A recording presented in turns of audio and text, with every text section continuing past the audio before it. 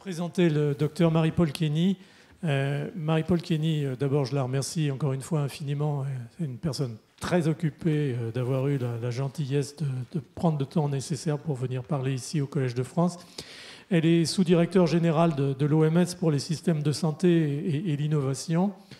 C'est un beau titre qui, en fait, reflète bien les compétences de Marie-Paul. Pour faire une longue histoire courte, Marie-Paul est docteur en sciences et docteur en économie. Elle est virologue de formation. Elle a eu une carrière jusqu'à présent, c'est pas fini, très brillante. Elle a été à la fois dans le monde académique, puisqu'elle a été directeur de recherche à l'INSERM en virologie moléculaire.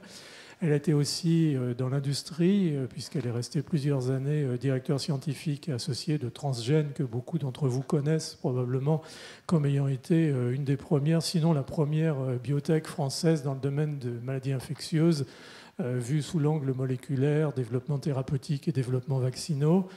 Et à partir de 2000, elle a rejoint l'Organisation mondiale de la santé avec en fait une préoccupation qui est bien résumée par son titre, qui est au fond d'appliquer les concepts scientifiques et les technologies avancées au développement d'approches en santé publique dans les pays défavorisés, et donc en particulier, bien entendu, dans le domaine des vaccins. C'est une, disons, ouverture que l'OMS a prise depuis un certain nombre d'années, qui est effectivement, encore une fois, dans cette notion globale de partage des connaissances et de partage du profit des connaissances sur l'ensemble de la planète. Et Marie-Paul a vraiment été une des personnes qui a été instrumentale, comme on dit, dans la mise en place de ce concept. Et merci pour ça aussi d'être là. Donc voilà, je m'arrête là et je te laisse la place, et avec mes remerciements renouvelés. Alors, voilà. Bien, merci beaucoup. Vous m'entendez? D'accord, parfait. Alors, donc c'est un grand plaisir, c'est un honneur de venir parler au Collège de France et d'avoir été invité par Philippe, qui était une inspiration toujours pour ce qui est du développement des vaccins contre les shigelles et d'autres maladies. Et donc, ça me fait vraiment plaisir d'être ici. C'est vrai que depuis quelques années, je suis moins souvent à Paris. Quand je travaillais à Transgène, à Strasbourg, j'étais à Paris une fois par semaine. Maintenant, ça devient beaucoup moins fréquent. Et ça me fait grand plaisir aussi d'avoir l'occasion de vous parler de vaccins. En effet, Philippe disait que j'avais une fonction maintenant de sous-directeur général chargé des systèmes de santé et de l'innovation. Et donc, en fait, le vaccin est devenu un hobby pour moi presque. Mais quand on a travaillé dans la vaccination, en fait, on n'oublie jamais le vaccin.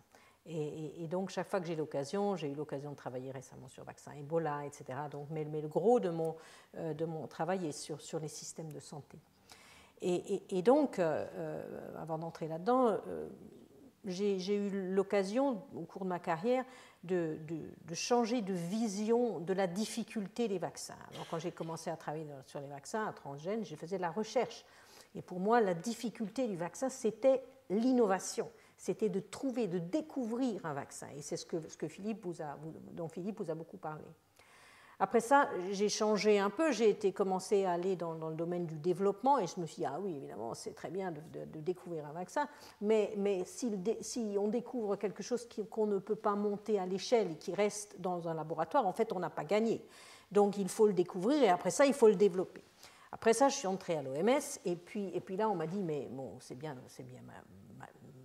amusant tes trucs, tu développes des machins, mais tu crois vraiment que ça va pouvoir être introduit dans ces pays? Et qui est-ce qui va payer pour ça?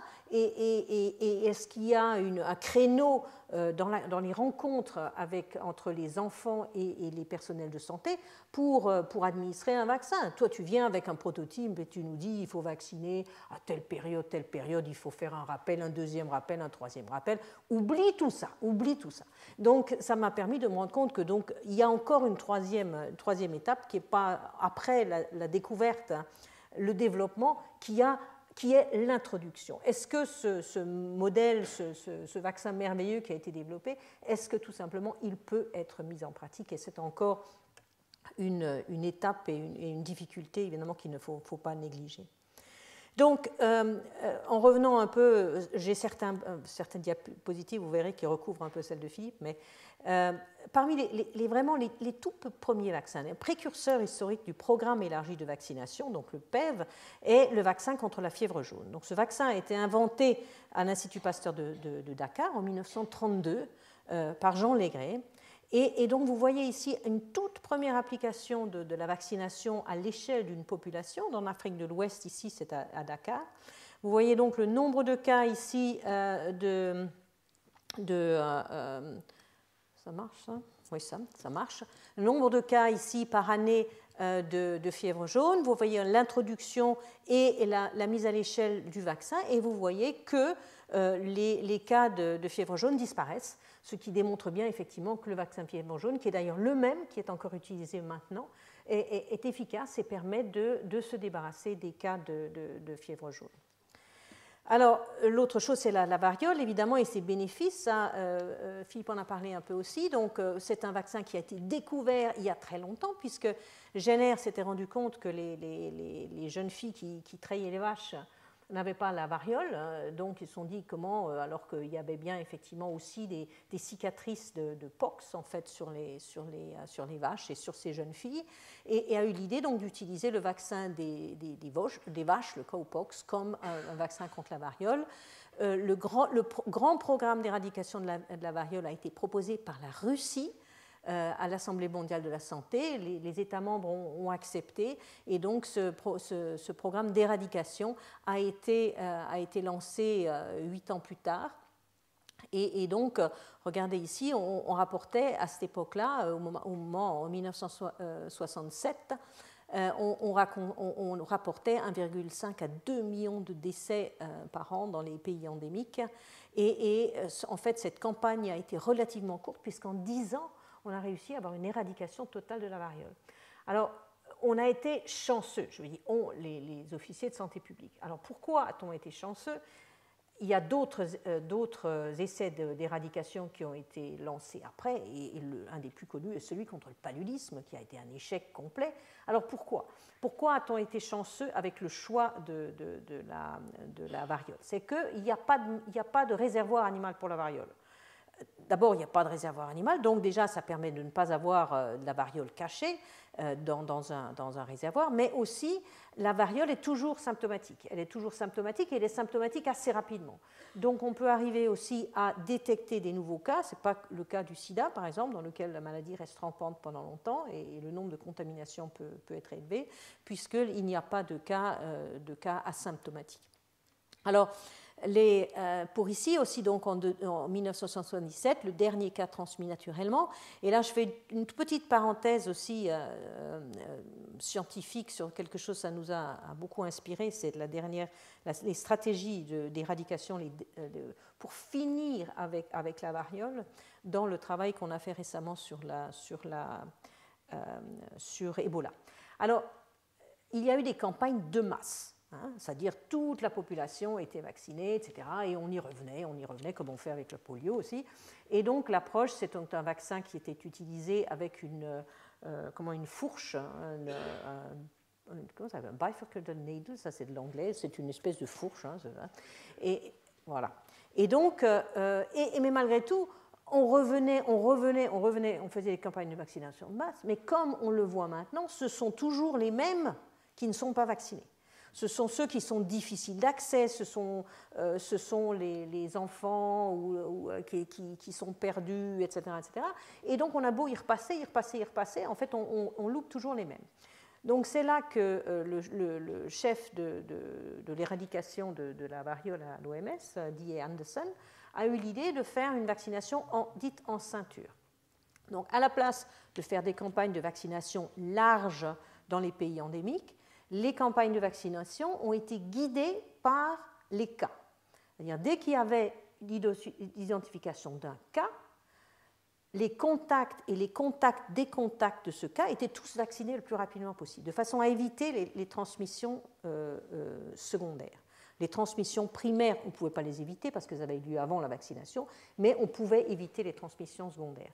Et c'est cette stratégie à la fin qui a permis de terminer l'éradication de la variole sans passer, donc en diminuant largement les volumes qui étaient utilisés et de même en diminuant le nombre de personnes qui étaient vaccinées pour finir l'éradication de la variole.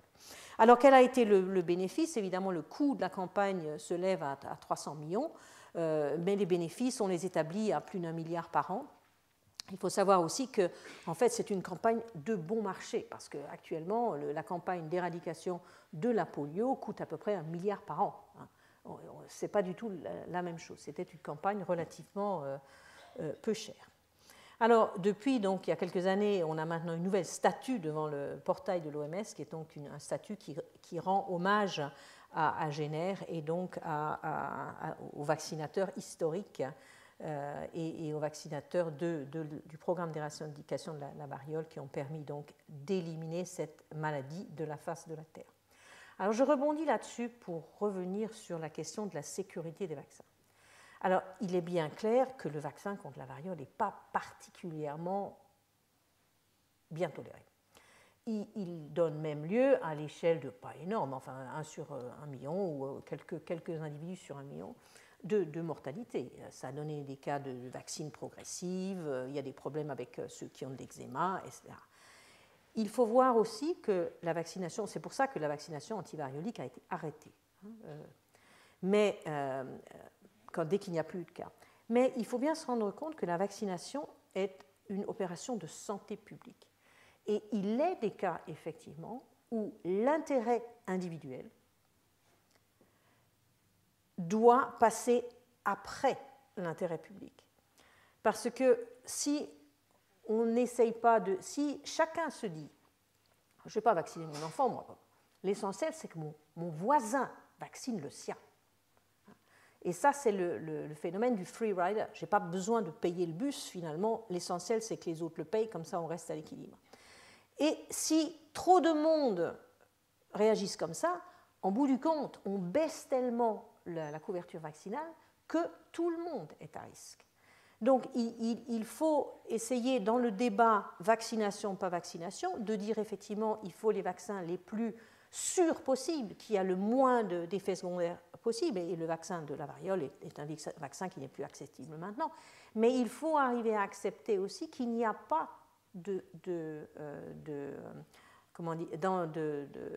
d'intervention médicale qui ait un risque zéro.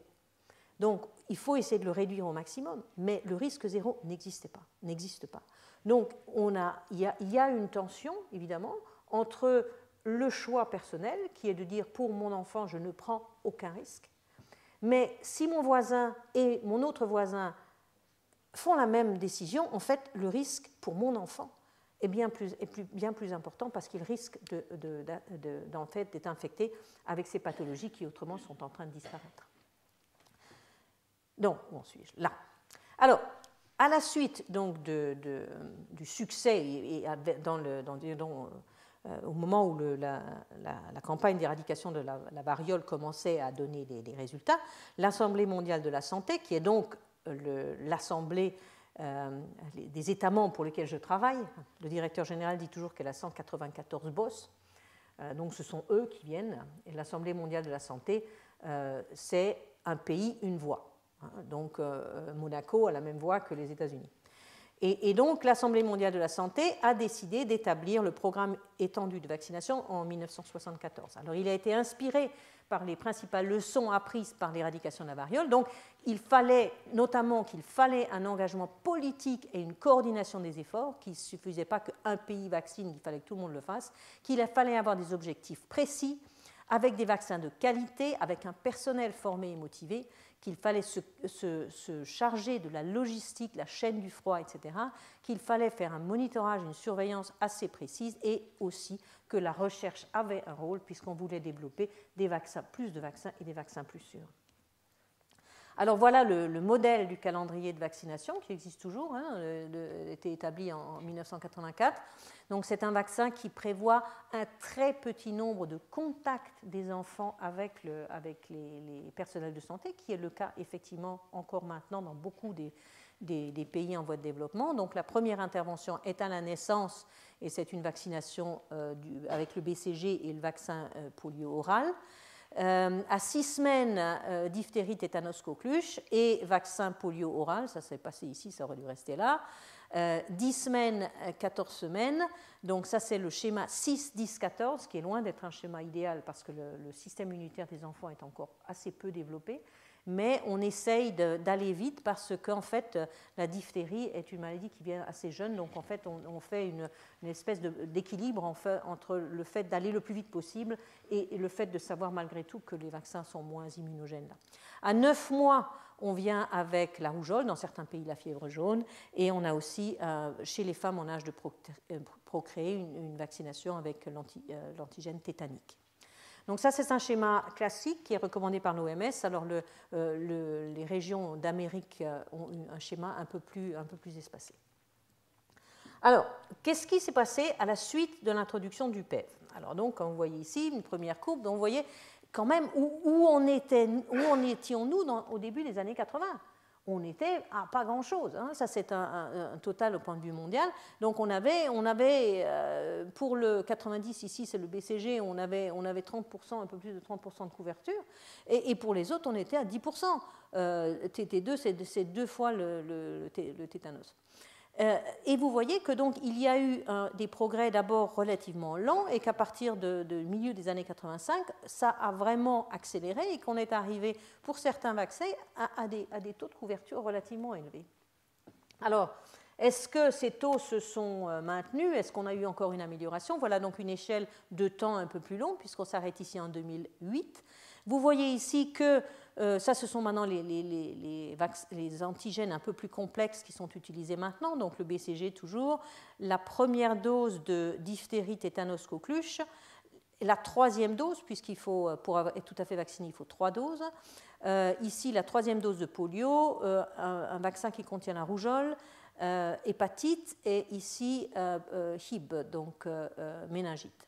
Comme vous voyez ici, donc ceux-ci sont de nouveaux. Vous voyez ici l'augmentation dont on a parlé, qu'on a vu tout à l'heure, qui a continué à se faire, et puis ici un plateau, et on n'arrive pas à aller plus loin de ce plateau. Vous voyez ici aussi que les 2 tout nouveaux vaccins démarrent, mais avec des vitesses relativement lentes. On a ici tout d'un coup une accélération pour l'hépatite, mais Hib a continué assez bas. Et pourquoi a-t-on eu une accélération soudaine pour Hib? Eh bien, c'est parce que tout d'un coup, les vaccins génériques sont arrivés sur le marché. On a eu une diminution faramineuse du prix du vaccin hépatite, et donc ceci a permis une accélération de l'introduction. Alors, pourquoi a-t-on un plateau? Eh bien, on a un plateau parce que les progrès dans les systèmes d'immunisation ne se sont pas traduits à la même vitesse avec des progrès dans les systèmes de santé. Et il y a un moment où le système de santé est une barrière. On peut toujours essayer de former plus, etc., mais s'il n'y a pas un accompagnement de tout le système de santé, en fait, on n'arrive pas à atteindre une certaine barrière, une certaine seuil. Et là, on le voit vraiment, et donc ce qui veut dire que c'est bien de continuer à investir dans les vaccins, dans le système de vaccination, mais il faut aussi s'intéresser au système de santé en lui-même si on veut faire des progrès. Alors, où suis-je là? Voilà. Alors, un autre acteur qui s'est révélé donc dans le début des années 2000, c'est donc Gavi, l'Alliance du vaccin. Gavi est un fonds pour les vaccins dans les pays les plus pauvres, et je voudrais quand même saluer les efforts de Gavi. Gavi est une alliance donc d'une série d'agences des Nations Unies. Il y a aussi l'industrie, des bilatéraux, etc. Et donc, le Gavi a permis de payer les nouveaux vaccins pour les pays les plus pauvres et a été donc une des grandes raisons pour lesquelles on a pu avoir ici l'augmentation de ce taux de couverture avec ces vaccins. Alors, qu'en est-il de la recherche? Alors, voilà où on en est avec un pipeline des vaccins les plus importants. Alors, ici, en bas, vous voyez, hop, voilà ce qu'on appelle le unfinished agenda, ce qui n'est pas fini encore. Alors, je ne sais pas si vous voyez bien ici. Dans ceux-ci, qui sont les vaccins du PEV classique, vous voyez une couleur foncée et vous voyez un halo autour. Je ne sais pas s'il est bien visible pour vous, mais je le vois parce que je sais qu'il est là. Donc, la taille des bulles est la mortalité. Et donc, vous voyez ici que là, ici, on a avec le halo, on a la mortalité sans vaccin. Donc la partie colorée, c'est la mortalité avec le fait qu'on a un vaccin. Donc vous voyez qu'en fait, on n'a pas encore réussi à vraiment avoir tous les bénéfices de ces vaccinations et on continue à avoir de la mortalité avec ces vaccins, bien qu'ils existent depuis longtemps, parce que la couverture n'est pas suffisante. Alors voilà les vaccins sous-utilisés, pour lesquels les couvertures sont en général très mauvaises. Le vaccin contre la grippe, dont Philippe a parlé, la fièvre jaune. La fièvre jaune, il y a aussi un petit halo autour, parce que quand même, il y a maintenant les campagnes s'intensifient. L'incestalite japonaise, la rubéole, l'hépatite, le HIV, la typhoïde, etc. Vous voyez, ce n'est pas les chiffres les plus récents, mais vous voyez, les taux de mortalité sont très variables. Et vous avez ici donc le futur. Donc ici, où est-ce que je suis là ? Les vaccins dont on pense qu'ils ne seront pas disponibles avant 2020, c'est assez clair, le VIH-Sida et la tuberculose. Et maintenant, nous avons, depuis très peu de temps, il y a un vaccin qui est loin d'être vaccin parfait, mais qui a eu l'autorisation, un avis positif de l'Agence du médicament européenne, le premier vaccin contre le paludisme qui a été développé par GSK. Et pour lequel des pilotes vont être faits maintenant en Afrique avant d'aller à l'échelle pour voir si ce vaccin vraiment en utilisation donne quelque chose ou pas. Et très très récemment, l'enregistrement d'un vaccin contre la dengue. Donc la dengue, soyez pas surpris, ça fait une toute petite bulle parce qu'en fait la dengue, la mortalité est peu élevée, c'est la morbidité qui est très importante pour la dengue. Donc un vaccin qui n'est pas fantastique non plus d'ailleurs, d'un point de vue, mais ces nouveaux vaccins en fait sont très difficiles à obtenir. La dengue, c'est aussi une maladie avec 4 sérotypes et avec certains sérotypes sont meilleurs que d'autres. Et donc voilà les opportunités aussi. Que peut-on faire pour pouvoir mieux utiliser ces vaccins-là? Alors, il y a aussi de nouvelles technologies pour administrer les vaccins. Alors en voilà une. Ça, c'est l'Uniject. Alors ça, c'est une technologie qui existe depuis pas mal de temps déjà, mais qui ne prend pas vraiment parce que ça oblige les producteurs à faire des lignes de remplissage séparées. Il faut qu'ils changent leur technologie pour le flaconnage. Et bien, vous voyez, effectivement, c'est une bulle ici de vide, il y a du liquide dedans, et donc ce sont des vaccins, une administration à usage unique, vous ne pouvez pas le réutiliser, donc il y a un avantage de sécurité puisque les aiguilles ne puissent pas être réutilisées. Ici, on voit des patchs, de différentes sortes, et ici, comme une espèce de tampon, qui est aussi une nouvelle façon de faire. Alors, ceci permet de se débarrasser de quoi? Mais ça permet de se débarrasser de ça, parce que normalement, c'est ça, le système de vaccination. Donc, c'est des flacons ici de vaccin 10 doses. Ici, pour ça, vous avez besoin, là on est en train de parler de 100 doses de vaccin, vous avez besoin de 100 aiguilles et de 100 seringues, vous avez besoin de boîtes de sécurité pour pouvoir se débarrasser des choses coupantes et contaminées. Et donc tout ça, ça fait quand même un peu un problème parce que ces choses, quand elles sont brûlées, ça dégage des fumées toxiques, et si elles sont abandonnées dans la nature, c'est pas bon non plus parce qu'on peut se piquer avec. En plus, il y a, comme vous savez, il y a toujours des cyniques, donc il y a aussi des gens qui ramassent les seringues, qui les lavent et puis qui les revendent au marché. Et voilà donc le volume que prendraient des patchs à micro-aiguilles. Vous voyez qu'en fait, il n'y a pas photo, que si ça marche, ça va être beaucoup plus facile pour les systèmes de santé. Mais bien qu'il y ait beaucoup de progrès, dans les pays du Sud, on a clairement du retard dans l'atteinte des objectifs des programmes de vaccination. Alors le DTP3, encore une fois, c'est le diphtérie, tétanos, coqueluche, 3e dose pour immuniser un enfant. On veut avoir une couverture au niveau national de 90%, et donc la cible, c'est que par 2015, il fallait avoir tous les 194 pays qui sont membres de l'OMS qui avaient une couverture au moins égale à 90%. Et comme vous voyez ici, 2011, 2012, 2013, si quelque chose, il y a une diminution plutôt qu'une progression. Et 2014, on n'a pas ici, mais 2015, c'était ça la cible. Ben, on est loin de la cible. Et on n'est pas l'air de faire beaucoup de progrès. Alors, dans la même chose, et ça Philippe en a parlé aussi, excusez-moi de revenir là-dessus, il y a encore en 2013 21 millions d'enfants qui ont manqué la vaccination rougeole. Alors, comme vous voyez, ils sont essentiellement dans les grands émergents. L'Inde, bon, il n'y a pas de doute que l'Inde, L'Inde, avec le nombre, il y a plus d'1 milliard de population, donc ça fait vite du nombre. Mais il y a quand même 6 millions d'enfants en Inde qui n'ont pas été vaccinés contre la rougeole. Après ça, vous avez le Nigeria, donc effectivement, là, les plus grands pays ont le plus grand problème. Mais vous voyez quand même ici que la Chine n'en fait pas partie. La Chine a une véritable politique de vaccination et la Chine arrive à vacciner ses enfants. Alors ici, vous avez une grosse partie quand même qui est le reste du monde. Et bien, le reste du monde, malheureusement, on a aussi les pays européens, on a la France, on a les autres pays où, en fait, les enfants peuvent tous avoir accès au vaccin rougeole. Le vaccin rougeole est un vaccin très sûr, surtout s'il est administré chez le petit enfant et où de plus en plus de parents hésitent et ne font pas vacciner leurs enfants, encore une fois, sur cette approche de free rider. Alors, que peut-on faire? Évidemment, la vaccination obligatoire, c'est difficile, il faut voir comment on peut le faire, mais il faudrait faire quelque chose pour éviter que les médecins eux-mêmes aillent contre la vaccination. Parce que ça, on le voit de plus en plus, les médecins parlent contre la vaccination, et ça devrait être considéré comme une faute professionnelle grave. Mais on n'en est pas là, mais ça viendra peut-être. Alors, quoi d'autre? Voilà, donc, à cause de ce manque de vaccination, le taux d'incidence de la rougeole entre février 14 et janvier 2015. Donc, vous voyez ici les hotspots, en fait, de rougeole sont essentiellement quand même dans les pays d'Afrique subsaharienne. Mais vous voyez aussi qu'il y a eu de gros problèmes en Italie, ici. Vous voyez des problèmes, en Russie, en Chine quand même aussi, mais en Australie, il y a des problèmes partout.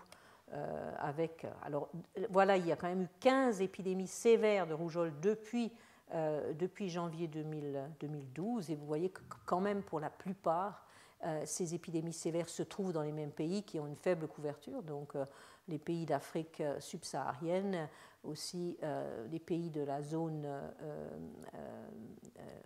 est-méditerranéenne, et puis ici aussi il y a eu aussi quelques cas en Chine. Donc, à côté de ça, non seulement la rougeole, mais aussi le tétanos maternel et néonatal. Donc, le tétanos est une maladie grave. Si, au moment où la femme accouche, elle prend un tétanos, ça donne une maladie absolument dramatique et la mère en général meurt. Et ça touche à la fois le nouveau-né et les femmes au moment de leur accouchement. Et donc, malgré la politique qui vise à donner 2 doses d'anatoxine tétanique à tous les enfants, comme vous voyez ici, il y a toute une série de pays, ici essentiellement en Afrique subsaharienne, Afrique de l'Ouest, Afrique centrale, aussi quelques pays par ici, où le tétanos matériel et néonatal n'a pas été éliminé, bien que ce soit un des objectifs dans lesquels tous les pays ont été d'accord. Alors, un vaccin un peu plus récent, donc le vaccin contre le papillome humain. Comment peut-on protéger les filles dans les zones à plus haut risque? Alors, il faut savoir que le vaccin contre le papillome, ce n'est pas un vaccin très facile parce que ce n'est pas un vaccin qu'on donne aux enfants, aux petits-enfants. Donc, en fait, il faut inventer un nouveau contact, et dans la plupart des pays, ça se fait à l'école. Mais vous voyez ici quel est le poids, le risque de cancer du col. Ici, encore une fois, vous voyez beaucoup l'Afrique subsaharienne. Vous voyez où il n'y a pas d'introduction de vaccin, et bien c'est toujours l'Afrique subsaharienne. Et là, il y a encore des raisons. D'une part, le vaccin est cher, plus cher que les autres, et aussi les systèmes de santé sont faibles. Donc ajouter un point de contact avec les enfants sont difficiles. Alors, tout à l'heure, Philippe mentionnait des chiffres d'introduction des 10 nouveaux vaccins. Donc actuellement, avec l'aide de Gavi, le vaccin pentavalent, donc c'est diphtérie, tétanos, coqueluche, qu'est-ce qu'il y a encore là-dedans? Il y a du Hib et de l'hépatite B, est introduit maintenant dans 73 pays. Donc ça couvre 57% des enfants éligibles dans le monde. Le rotavirus, on en est à 35 pays et seulement une couverture de 15%. Le pneumocoque, 51 pays et 28% de couverture. Et donc, on est loin d'avoir fait le plein pour le moment de ces nouveaux vaccins. Alors, quelle est l'autre évolution qu'on voit? Donc, on voit, comme on l'a vu tout à l'heure, les seringues, etc. Eh bien, les nouveaux vaccins ont besoin de plus de place. C'est un peu embêtant parce que, comme vous voyez ici on a un dépôt, dans un hôpital rural de Mozambique, alors en dehors du fait que c'est mal rangé. Vous voyez qu'ici, on range 4100 doses d'un vaccin à la fois du diphtérie, tétanos, coqueluche, puis de la polio et de la rougeole, dans un petit espace comme ça, pour 4100 doses, et que pour ranger 625 doses du vaccin rotavirus, là vous voyez au Brésil c'est un peu mieux organisé, mais eh bien, il faut cette place-là. Donc on a la chaîne du froid commence à être un problème majeur pour les pays dont le système est beaucoup plus faible. Alors ici, les coûts des nouveaux vaccins sont beaucoup plus élevés. Ils sont beaucoup plus élevés dans les pays du Sud, mais ils sont aussi beaucoup plus élevés dans les pays du Nord. C'est là que vous voyez ici le pouvoir en fait, de Gavi, puisque Gavi est un fonds qui peut garantir un marché, et qui donc, parce qu'il garantit un marché et qu'il fait des achats groupés, peut avoir des prix beaucoup plus faibles. Donc vous voyez ici la différence ici pour le pentavalent, donc diphtérie, tétanos, coqueluche, plus hépatite et HIB. Vous voyez la différence ici sur le prix pour Gavi pour les pays les plus pauvres et le prix pour le marché public aux États-Unis. Ici, donc déjà, c'est d'un facteur 1 à 10. Alors ici, quand vous voyez le vaccin contre le pneumo, ici, c'est d'un facteur 1 à 30, et le rotavirus, c'est un facteur 1 à 20. Alors, c'est vrai que le prix des vaccins commence à être un problème, ou certains vaccins ont un problème de prix, même dans les pays riches, mais pour les pays pauvres, des prix plus élevés dans l'ordre de 3 millions, de 3 dollars, 2 dollars, ce sont aussi des prix que les pays n'arrivent pas à assumer eux-mêmes. Donc vous voyez ici dans l'introduction de nouveaux vaccins, par exemple, une projection de l'augmentation des coûts du programme élargi de vaccination au Mozambique, projection ici de 14 à 18, suite à l'introduction de nouveaux vaccins. Vous voyez ici que ici c'est le prix, le coût des vaccins eux-mêmes. Où est-ce qu'ils sont ici? Les vaccins traditionnels ici. Hein. Vous voyez que c'est très très peu, ça coûte presque rien. Le vaccin rougeole, c'est 10 centimes. Un vaccin rougeole, c'est rien. Après ça, vous voyez le coût d'autres vaccins qui sont les vaccins. Où est-ce qu'on est ici? Les vaccins qui sont les vaccins non utilisés suffisamment, le HIB et l'hépatite. Et vous voyez ici le coût additionnel créé par l'achat des vaccins les plus nouveaux. Donc le rota, le pneumo, le cancer du col. Et donc, il n'y a pas de secret. Pourquoi ces vaccins ne sont-ils pas introduits? C'est parce que, en fait, ça coûte pour le moment trop cher. Alors, comment peut-on développer des vaccins à un prix abordable et qui soient ciblés sur les pathologies des pays pauvres? Alors, le marché mondial des vaccins et la recherche et le développement, ça se présente un peu comme ça. Vous voyez les pays à haut revenu, et là on va regarder le pourcentage de population, déjà en jaune. Alors 15% des pays à haut revenu, les pays en voie de développement 85%.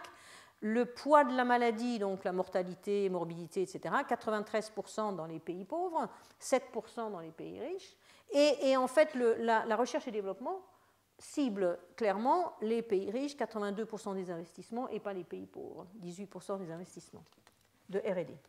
Alors, que peut-on faire pour arriver à améliorer la situation? Alors, on peut faire des incitations qu'on appelle push. Alors, pourquoi? C'est parce qu'en fait, on dessine ça, c'est un entonnoir, il y a un goulin d'étranglement ici, et tous les vaccins qui soit sont enregistrés récemment ou sont des produits qui sont en phase avancée de développement s'arrêtent là, ils s'arrêtent dans le goulot, et puis ils ne vont pas chez l'utilisateur. Alors, que peut-on faire pour pousser ces nouveaux vaccins dehors? Eh bien, on peut financer de la recherche, on peut amener des données épidémiologiques pour faire un plaidoyer, et on peut aussi, par exemple, payer les essais, le secteur public peut payer les essais cliniques, qui sont la partie les plus chères dans les pays du Sud. Alors, les autres types d'incitations, c'est les incitations dites pull, c'est-à-dire à la place de pousser, on tire. Alors ça, c'est vraiment les incitations qui veulent développer de nouveaux vaccins par le biais d'incitations commerciales. Alors qu'est-ce qu'on peut faire? On peut donner des prêts, donner une analyse de marché qui pourrait être incitative, création de marché, par exemple par des fonds pour l'achat de vaccins pour les pays en voie de développement, et c'est ce que fait Gavi. Un Advance Merchant Commitment, donc ça c'est mettre de l'argent de côté en disant si vous développez ceci, on va vous l'acheter, si ça a telle caractéristique, et ça a été fait pour le vaccin pneumo. Crédit d'impôt, extension brevet transférable, bon d'examen réglementaire prioritaire. Il y a toute cette panoplie qu'on essaie de mettre en œuvre pour voir qu'est-ce qui marche moins bien, pour tirer ces produits hors de l'entonnoir et le permettre qu'ils soient utilisés. Alors, quel effet veut-on avoir avec ces incitations? Alors, le business model général est celui-ci. Donc, au début, il y a des coûts, c'est les coûts de la R&D. Après ça, il y a le temps où les brevets protègent le produit, et donc là, le producteur s'en donne à cœur joie avec des prix élevés. Et puis, quand il y a les génériques arrivent sur le marché, les prix tombent, et puis là, on arrive à des prix abordables. Alors, qu'est-ce qu'on peut faire? Ce qu'on veut essayer d'éviter, c'est cette crête-là. Alors, on peut faire plusieurs choses. Ici, là, vous avez un exemple A, et après ça, je vous donnerai un exemple pratique. Où ici, ce qu'on fait, c'est on fait une opération pool, c'est-à-dire on paye, c'est ce qu'on a fait pour l'AMC, on paye le secteur public, paye la différence entre le prix final, le prix du générique, et le prix que veut prendre l'industrie. Donc l'industrie reçoit tout ça et il met tout de suite le prix bas. On peut aussi ici diminuer les coûts de la R&D. Donc ça c'est le cas, on paye la R&D, par exemple les essais cliniques, et grâce à ça, en fait, l'industrie baisse ses prix de pic à des valeurs plus basses. On peut aussi envisager de prendre en charge dans le secteur public complètement la R&D, de façon à ce que le prix du produit soit dès le début le prix le plus bas possible. Alors, voilà un exemple d'innovation en matière de développement de vaccins. C'est une application modèle qui a utilisé à la fois les incitations push et les pulls. Alors, donc, la méningite, qu'est-ce que c'est que la méningite? Alors, la méningite épidémique, parce qu'il y a beaucoup de méningites, il y a du méningite qui frappe chaque année, ou qui frappait en tout cas, les pays d'Afrique subsaharienne d'est en ouest, dans une bande qui est la ceinture de la méningite. Comme vous voyez, alors il y a des pics chaque année, et il y a des pics qui sont des pics catastrophiques, parce qu'ici en 1996, on a eu un pic énorme où il y a presque 200 000 cas en Afrique subsaharienne. Alors, il y a effectivement plusieurs sérotypes et plusieurs espèces qui peuvent créer de la méningite, mais en gros, ces grosses épidémies sont créées par Neisseria meningitidis, et donc jusqu'en 2010, le sérotype A, le sérogroupe A était responsable de la majorité des épidémies. La dernière épidémie majeure était en 2009 au Nigeria, et maintenant on commence à avoir aussi d'autres sérogroupes qui deviennent importants dus à l'élimination du A, mais ça je vais en parler. Alors qu'est-ce qu'il y a maintenant? Il y a toute une série de vaccins qui sont disponibles, mais certains sont très chers. Alors ça c'est une image, je pense que c'est au Burkina Faso, au moment du vent qui s'appelle Harmattan. Et c'est un vent qui amène du sable du désert, et la méningite vient à ce moment-là. C'est sans doute que ce sable et l'humidité créent un écosystème favorable pour le développement de la bactérie dans le système respiratoire. Alors, quel est l'impact sur les familles de la méningite épidémique? D'abord, la mortalité est élevée, 10%. Donc, quand on parle là tout à l'heure, on avait presque 200 000 cas, ça veut dire 20 000 morts.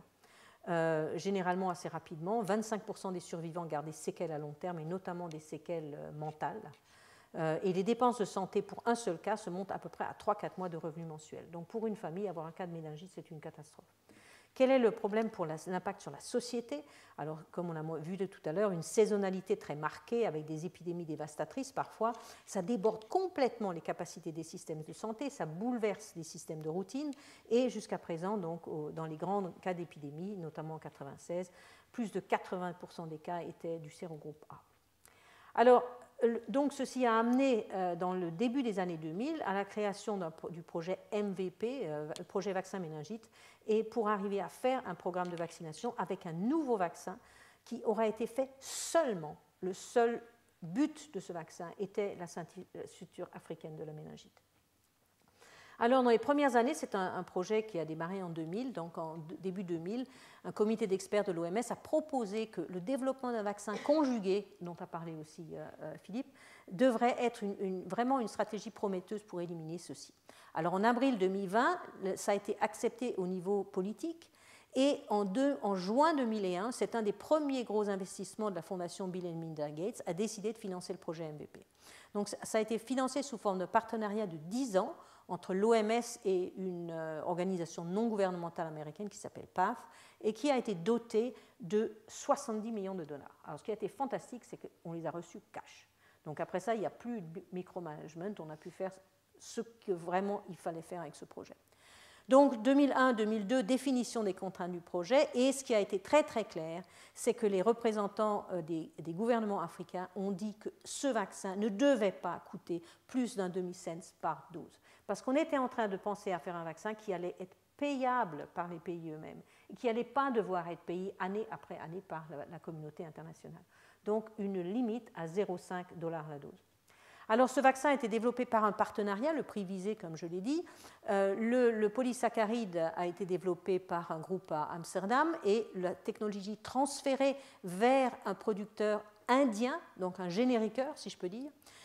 Serum Institute of India, le producteur indien, a développé les procédés de production, a fabriqué aussi la natoxine tétanique. La méthode de conjugaison a été développée par la FDA américaine, FDA, et le transfert de technologie aussi transféré à Serum Institute of India. Et donc le projet MVP, la gestion, l'OMS et PAF s'occupaient d'être le core team. Alors voilà donc Suresh Jadhav, qui est le directeur scientifique du Serum Institute of India, avec un enfant africain et le produit qui a été amené par ce partenariat. Alors, je ne vais pas entrer, ça a une longue histoire, c'était que 10 ans finalement, mais c'est quand même long 10 ans, il y a beaucoup de résultats qui ont été générés. Donc, la conclusion des essais cliniques, c'était que le vaccin était bien toléré et sûr, qui donnait une très bonne réponse immunitaire de longue durée et qui avait un effet rappel sur l'immunité antitétanique, puisqu'effectivement, c'est un vaccin conjugué avec la natoxine tétanique. Alors, l'autorisation a été mise sur le marché, a été délivrée en 2009, et la préqualification, donc un sceau de qualité déterminé par l'OMS, en 2010.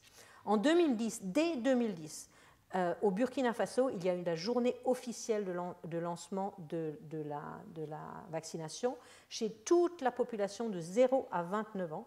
En 10 jours, on a vacciné 3 millions de personnes. Alors voilà comment le vaccin a été, après ça, a été couvert maintenant, a couvert quasiment toute la ceinture de la méningite en Afrique. Vous voyez ici, on commençait en 2010, ici en foncé les derniers pays qui vont être couverts en 2016. On a des pays difficiles ici, hein. La République centrafricaine, le Sud-Soudan, etc., n'est pas le pays le plus facile. Et donc en 2015, on avait couvert plus de 200 millions de personnes, et c'est un vaccin, une dose. Alors, qu'en est-il de la méningite? Comme vous voyez ici, alors je ne vais pas entrer dans les détails non plus, vous voyez ici la méningite A, c'est celle qui a été visée en 2006. Toutes ces années-là, essentiellement de la méningite A, l'introduction du vaccin, vous voyez la diminution de la méningite A, et maintenant, en 2015, on n'a presque plus de méningite A. Par contre, vous voyez qu'il y en a quelques autres qui se développent à la place.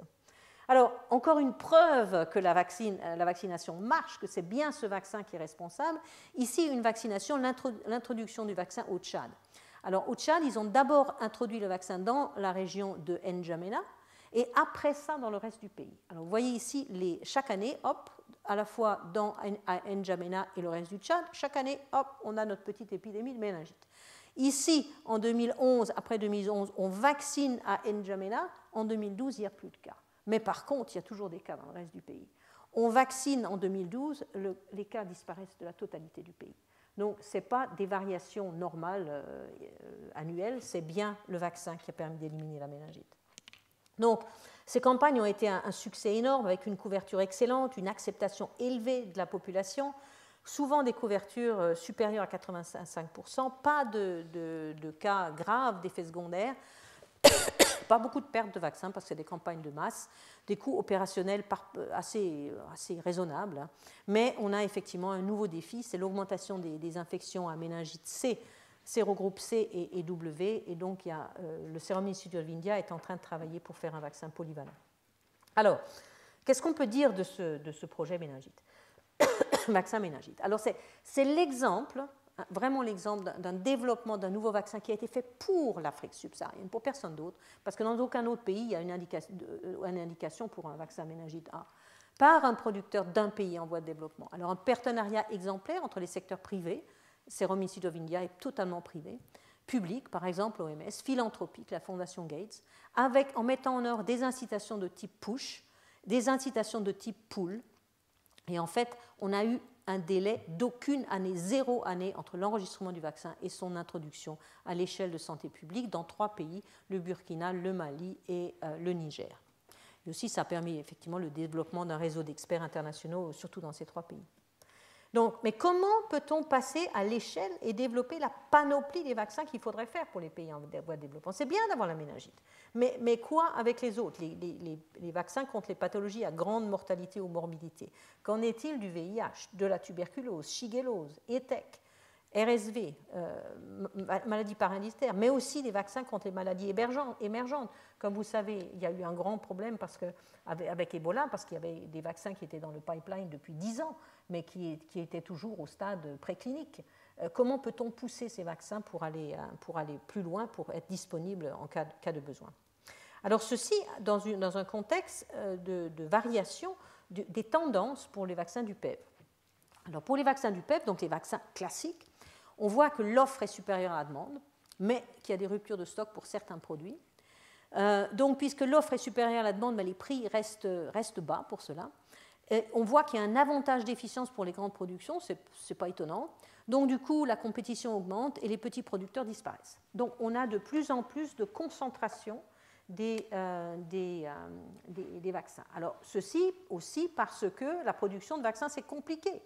Et les producteurs des pays en voie de développement donc, se plaignent du manque de ressources humaines qualifiées pour la production, la R&D, les essais cliniques, etc. Le manque de compétences souvent des autorités de régulation des vaccins et surtout les marchés. Il n'y a pas de marché chez eux. Où sont ces marchés qui leur permettent de survivre? Alors, on voit en plus qu'on a actuellement une concentration de l'industrie pharmaceutique et en particulier aussi des vaccins. Vous voyez, tous les nouveaux accords qui ont été faits beaucoup pour la grippe, hein, mais aussi pour d'autres. La dernière, c'est pas tellement récent, c'est l'acquisition par Sanofi de Shanta, un Indien, l'acquisition d'un Chinois, ici Tejian, par Novartis. Récemment, donc, Novartis a disparu et a été donc fusionné avec GSK. Donc, on a de plus en plus des géants et donc des situations de plus en plus monopolistiques. Ce qu'on voit, c'est que dans les pays en voie de développement, on a une disparition en plus des producteurs de vaccins, parce qu'au début, c'était surtout pour des problèmes de responsabilité juridique et d'effets secondaires dus en fait au manque de qualité des produits. Après ça, beaucoup se sont retirés parce qu'ils n'arrivaient pas à se mettre en accord avec les nouvelles réglementations, et maintenant beaucoup par les acquisitions et les fusions, puisque en fait, ces producteurs dans les voies de développement, sur le marché, ont des prix très bas. Alors, on voit en même temps, et ça c'est quand même quelque chose qui donne de l'espoir pour le développement de ces nouveaux vaccins dont on a besoin, l'essor de partenariats publics-privés. Alors, on voit le plus ancien, c'est le International AIDS Vaccine Initiative, IAVI, qui est basé à New York, qui est un partenariat pour le vaccin VIH-Sida, un partenariat pour le paludisme. AERAS s'occupe de tuberculose, PAF, l'encéphalite japonaise, ITEC, IVI en Corée s'est beaucoup occupé de dengue, et un des plus nouveaux, un partenariat entre Merck et le Wellcome Trust, s'occupe de rotavirus, de choléra et d'ITEC. Donc, ce qui donne la possibilité de penser qu'on va pouvoir mettre en place des incitations push, puisque ce que font ces partenariats publics-privés, c'est financer la recherche, mais ce qu'ils font aussi, c'est qu'en même temps, ils essayent de faire un plaidoyer pour l'ouverture de marché et donc des incitations pull. Donc, il y a aussi de plus en plus de projets de transfert de technologie, donc ce qui permettait effectivement d'avoir un développement au sein de ces PDP, de ces partenariats privés, et après ça, transfert de technologie vers l'industrie qui doit produire les vaccins. Nous avons aussi l'opportunité de la décennie des vaccins. Alors ça, c'est une opération qui a été lancée à Davos il y a maintenant presque 6 ans par Bill et Melinda Gates, qui ont promis d'investir 10 milliards de dollars dans les 10 prochaines années, donc à partir de 2010, dans la recherche, la production et la vaccination sur le terrain. Et ça a été repris par le directeur général de l'OMS à l'Assemblée mondiale de la santé en 2010, qui a promis que l'OMS et l'UNICEF allaient collaborer pour définir les ambitions de la décennie des vaccins. Alors pourquoi une décennie des vaccins? Bon, il y a des progrès, mais les progrès arrivent à un palier. On sait qu'on peut administrer les vaccins avec une couverture élevée, mais il faut faire mieux. Il y a un nombre croissant de maladies désormais évitables par la vaccination, mais parmi ces progrès, il reste des défis et des opportunités pour mieux faire. Et donc, cette décennie des vaccins essaye de faire mieux dans le domaine de la vaccination. Alors, la vision et la mission, ça a été par ceux qui ont poussé la décennie des vaccins, c'est nous imaginons un monde dans lequel tous les individus et toute la communauté jouissent d'une vie exempte de maladies évitables par la vaccination. Voilà, merci beaucoup pour votre attention.